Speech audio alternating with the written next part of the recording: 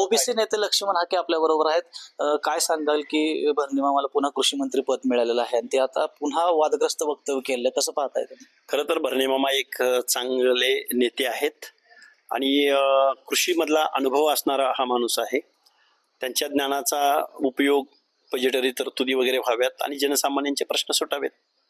आम्हाला भरणे मामा कृषी मंत्री कोकाटेंपेक्षा भरणे मामा कृषी मंत्री झालेले आम्हाला त्यांचं आम्ही स्वागत करत आहोत.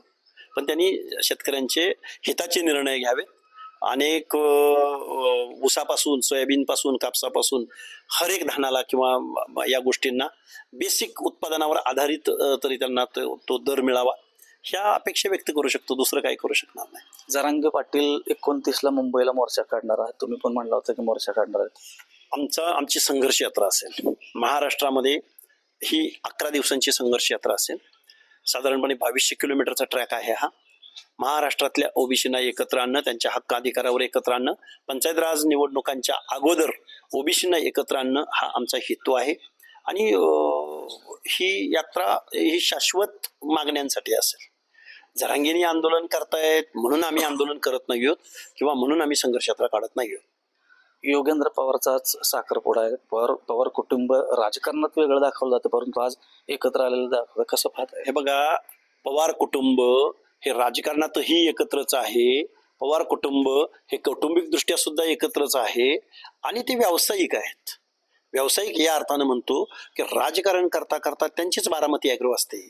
राजकारण करता करता त्यांच्याच फायनान्स कंपन्या असतात. राजकारण करता करता जय पवारांची 1,10,000 लिटर दिवसाला उत्पादन करणारी दारूची फॅक्टरी त्यांचीच असते. सहकारी साखर कारखान्याचं अध्यक्षपद भूषवत असताना 5-10 खाजगी कारखान्याचे मालकही तेच असतात. त्यामुळे पवार कुटुंबीय हे प्रोफेशनल व्यावसायिक राजकारणी आहेत. त्यामुळे ते वेगळे आहेत. त्यांच्यामध्ये आता फूट पडलेली आहे आणि मग त्यांच्यामध्ये खूप मोठा टोकाचा संघर्ष आहे. ह्या सगळ्या थापा आहेत. जनसामान्य माणसाला वेड्यात काढण्याचे हे धंदे आहेत.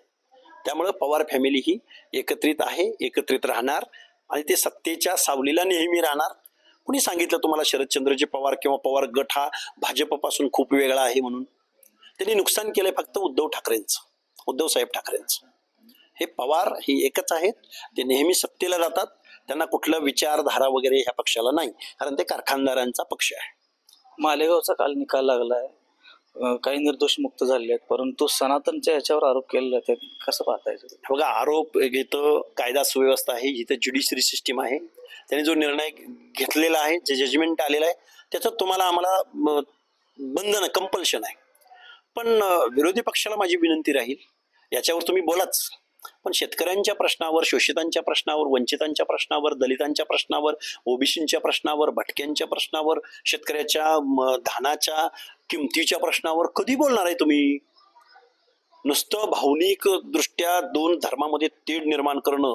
एका बाजूला राहुल गांधी म्हणतात की गेल्या 20 वर्षामध्ये आम्ही ओबीसींना इग्नोर केलं, मग ओबीसींचे प्रश्न किंवा ओबीसींना आम्ही समजून घेण्यात चूक केली. एका बाजूला जाहीर व्यासपीठावरून राहुल गांधी माफी मागतात आणि तिथंच पृथ्वीराज चव्हाण असोत किंवा थोरात असोत ओबीसीच्या प्रश्नावर बोलायला तयार नाहीत. मी एक ओबीसी आंदोलक म्हणून या दृष्टिकोनातूनच यांच्याकडे पाहिजे. मुळात महाराष्ट्राचा सगळा बट्ट्याबोळ या लोकांनी केलेला आहे, राजकारणाचा किंवा इथल्या प्रश्नांचा. अजून महाराष्ट्र प्रगत असता. जगातल्या एखाद्या प्रगत देशाप्रमाणे महाराष्ट्राची प्रगती आहे, पण हे राज्यकर्ती लोक शेतकऱ्यांच्या अनेक विक्रमावर म्हणजे त्यांनी ऊसात विक्रमी उत्पादन केलंय, दुधात विक्रमी उत्पादन केलंय, अनेक गोष्टीमध्ये क्रांती घडवलेली आहे. पण ह्या नादान पुढाऱ्यामुळं महाराष्ट्राच्या शेतकऱ्याचं वाटोळं झालंय. आपण सांगितलं की संघर्ष यात्रा तुम्ही काढणार आहे, कुठून आणि कधी काढणार? हे बघा, आम्ही संघर्ष यात्रा एकतर माळेगाववरून काढू किंवा आम्ही मातृतीर्थ जिजाऊंना विनम्र अभिवादन करून सुद्धा ही यात्रा काढू शकतो. हे आम्ही 1-2 दिवसामध्ये त्या संदर्भात एक प्रेस करू आणि महाराष्ट्रातल्या ओबीसींना जागं करण्याच्या दृष्टिकोनातून महाराष्ट्रामध्ये ही संघर्ष यात्रा असेल.